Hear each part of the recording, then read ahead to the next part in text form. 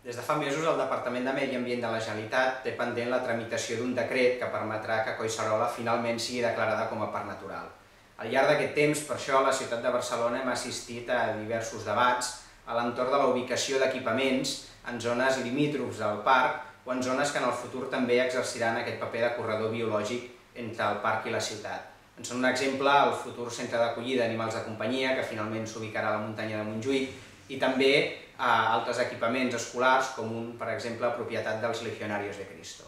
Des d'Esquerra sempre ens hi hem oposat per l'impacte que aquests equipaments tindrien des del punt de vista urbanístic i des del punt de vista de la mobilitat, i per tant volem preservar al màxim l'espai que en el futur, esperem que ben aviat, serà parc natural. Ara hem fet un pas més i al llarg d'aquest mes vam presentar una proposta que es va aprovar amb el suport dels grups per tal d'elaborar un pla d'usos que permeti regular l'activitat, diguéssim, urbanística a l'entorn de Collserola i que, per tant, preservi la muntanya de Collserola de la pressió urbanística, de la construcció d'equipaments, mentre no sigui declarada parc natural. Nosaltres sempre,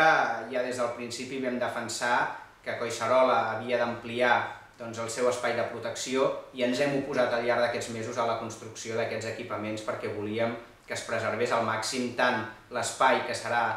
límit de parc com també aquells espais que constitueixen els corredors biològics. Per tant, creiem que amb aquesta proposta hem fet un pas més per la protecció de la muntanya de Collserola, pel futur parc natural de Collserola, i també sol·licitem al Departament de Medi Ambient que tan aviat com sigui possible finalment tramiti aquest decret que permeti la declaració de Collserola com a parc natural i la protecció de tot el parc.